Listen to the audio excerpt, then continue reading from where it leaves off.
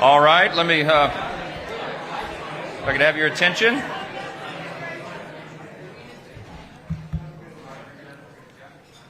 Denny? Well, thank you all. I know it's been a great time of fellowship and enjoyment. It's been very loud in here. That's a good sign. That's a good sign. Not great acoustics, but great fellowship. This lunch is a special event, as we noted earlier, because it's a time when we come together here in Washington each year. And what's unique about it, what's important, I think, is that we look past our political differences for this moment in time, and we remember the importance of peacemaking, and we celebrate the important friendship between our two countries, the United States and Ireland. And today we all welcome continued efforts to promote and preserve the Good Friday Agreement and promises of a bright future for all the friends of Ireland. And certainly at this time, in many ways our hearts are heavy in spite of the fun fellowship, because stability is being threatened in Europe and in the Middle East, and our allies and friends such as Israel and Taiwan continue to fight for their very right to exist. And I know everyone in this room is committed to the same things, that we know that we all must stand for national sovereignty and work for peace. And this is an important time for all of us to encourage a productive dialogue and mutual respect, and even when we may disagree on matters of politics and policy, which is inevitable, we should all appreciate traditions like this, an occasion for thoughtful discourse where we can thoughtfully move beyond what Yeats called polite but meaningless words. When we do that, it restores trust among the people and it renews faith in our institutions. And I think all of us know that we need that desperately right now. So today I'm happy that we're able to showcase the Irish spirit of charity and humor and friendship that flows through your children and through my children and all the children and all of the friends of Ireland. So I have the distinct pleasure now of introducing our Commander-in-Chief and someone who is known everywhere as America's most famous Irishman, President Joe Biden.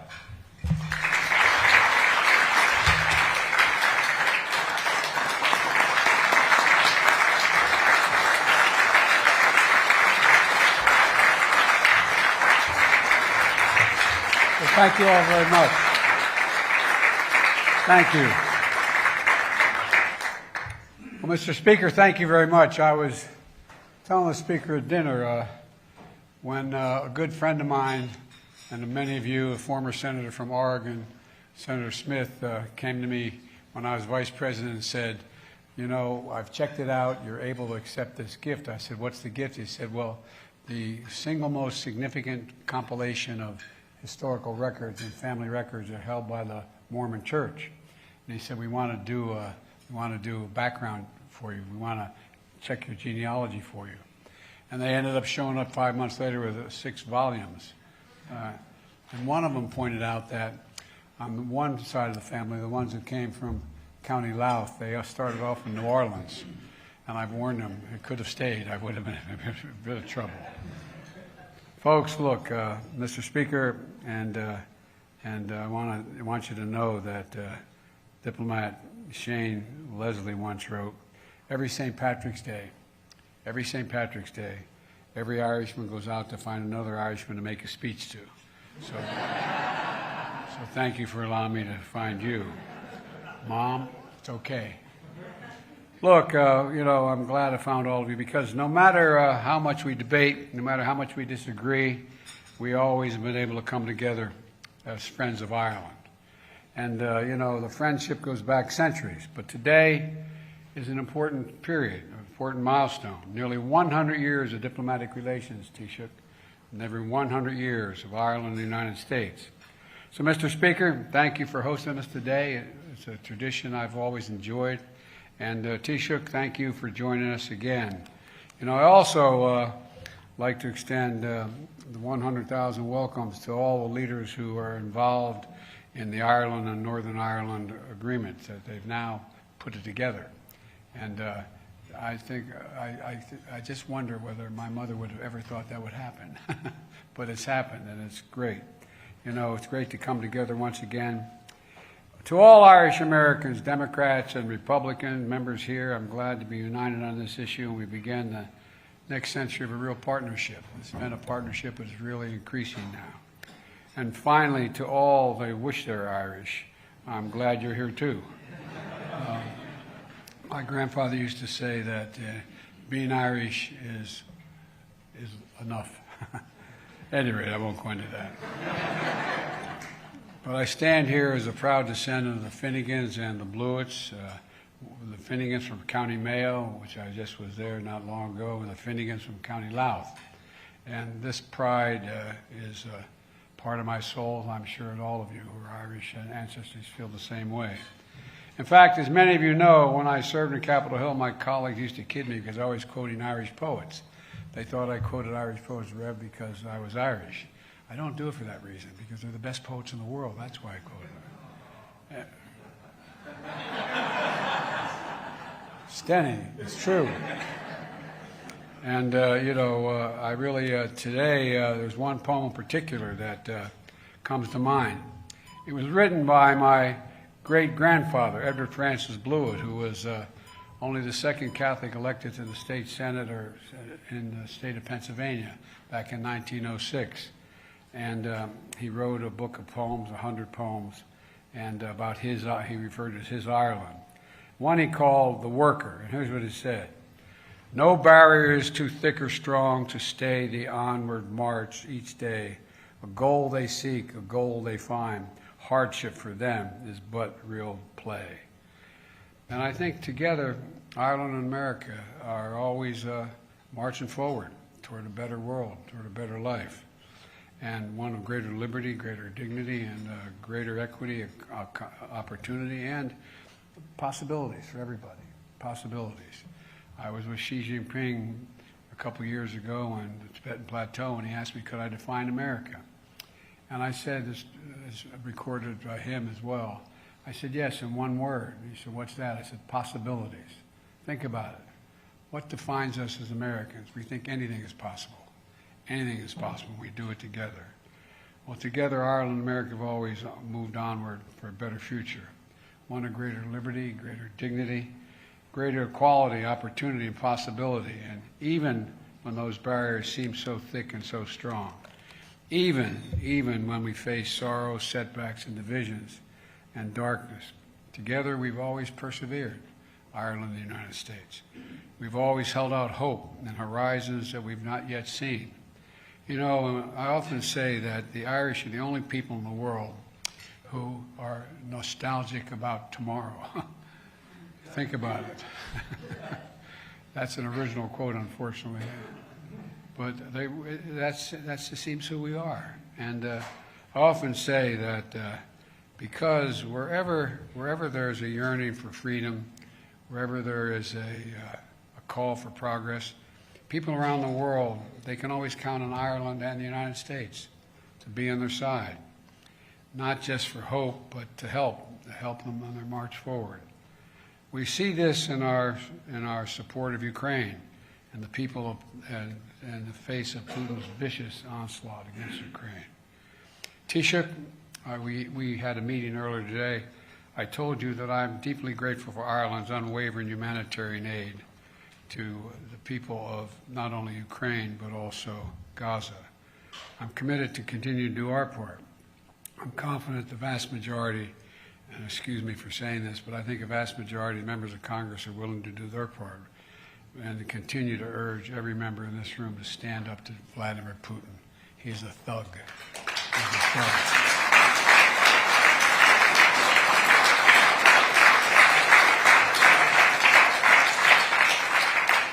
And I urge you to send me the National Security Bill now. The bill includes funding for Ukraine and Israel, and maybe equally important, humanitarian assistance to Gaza. They badly, badly need it. And it sends a clear message. America stands up for freedom, and we bow down to no one in the world.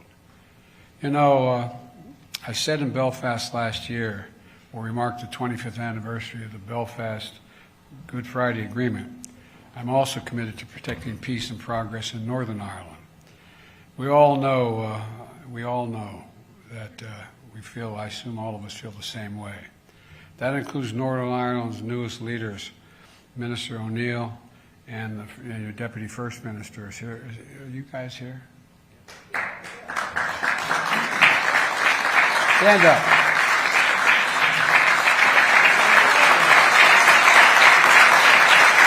Thank you.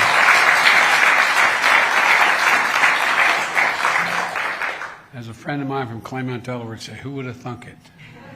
But thankfully, you're here. And look, to both of you, thank you for reminding us what possibilities there are as we work across the aisle and rise above long-standing disagreements. Let me close with this. I think we stand at an inflection point, not only in American history, but in world history, where the decisions we make now are going to determine what the next 3, 4, 5, 6 decades are going to look like. And I believe history's watching. I think history is watching. Today, let us resolve the march forward with each other and all those who seek a better future. Like our ancestors, remember, no barrier is too thick or too strong for Ireland and the United States to get through. There's nothing our nations can't do together when we work together. And I mean that from the bottom of my heart. I'm confident there's not a thing we can't do if we work together. And I say the same thing. Remember, this is the United States of America. There's nothing beyond our capacity when we work together. So my prayer today is we continue, we increase our working together. Thank you all for having me.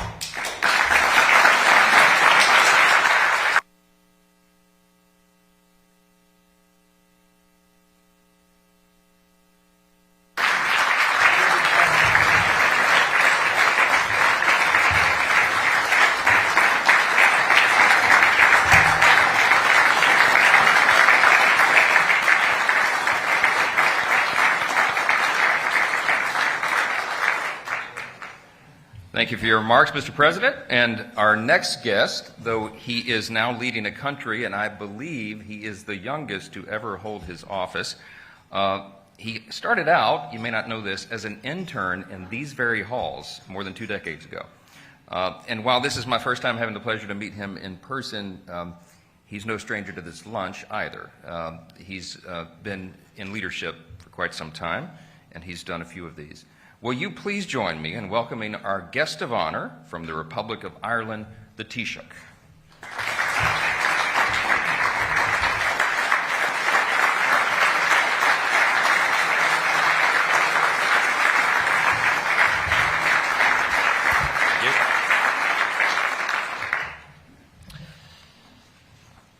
Gwyniushla, Accordia, Mr. Speaker, Mr. President, members of Congress, First Minister, Deputy First Minister, esteemed friends and colleagues. It is an honour and a privilege to be back among friends here in Washington, D.C. today. And thank you, Mr. Speaker, for continuing the tradition of hosting this lunch today. We are very appreciative. I believe that Ireland is perhaps the only country in the world that can get away with turning our national holiday into an international week of events, or in some places a whole month. We're also unique in having a national holiday where the head of government and all the senior ministers leave the country to celebrate it around the world with our diaspora and our friends and our allies. St. Patrick's Day is more than our national holiday. It is an international moment. It's when we get to share our story with the world, a story of faith in the future, no matter what the obstacles. Hope in our ability to work together for the greater good, and of charity towards those who are experiencing suffering. As the President acknowledged, since we last gathered here last year, the institutions of the Good Friday Agreement have returned, and it's hugely significant that we're joined here today by the First Minister and the Deputy First Minister, Michelle O'Neill and Emma Little-Pengelly, 2 women from different political traditions who are showing what can be achieved working together, holding jointly a co-equal office as heads of government of Northern Ireland. It is so good to have both of you here today.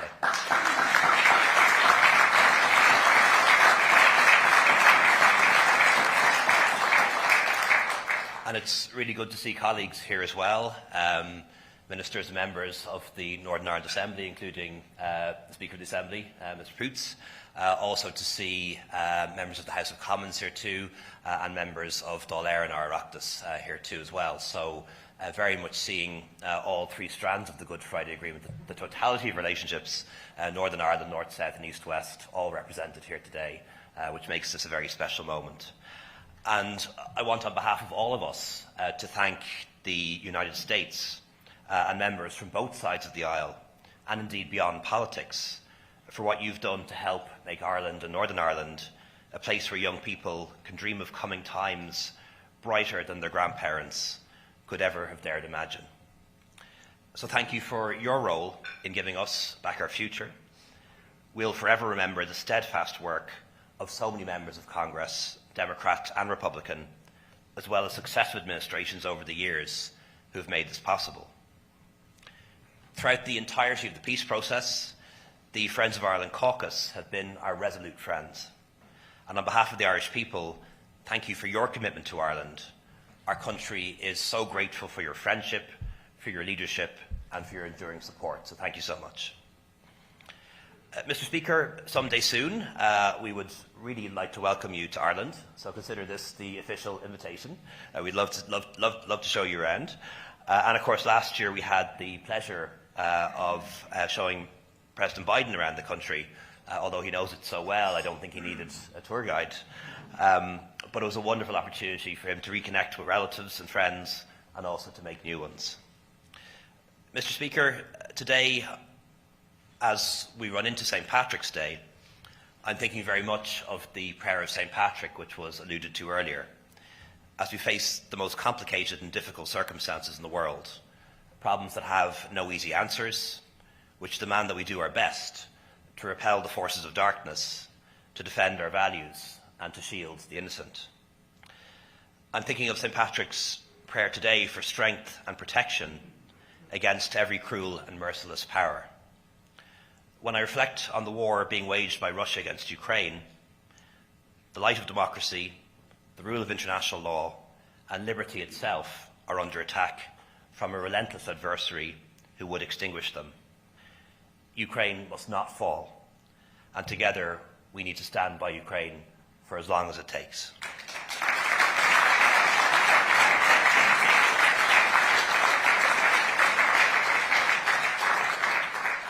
I'm also thinking of St. Patrick's prayer today when he prayed for the wisdom to guide us, when I reflect on the catastrophe that's unfolding in the Middle East, the savage attacks of October 7th on Israel, and the terrible violence and loss of human life in Gaza, which has followed and continues, and we very much want that to end.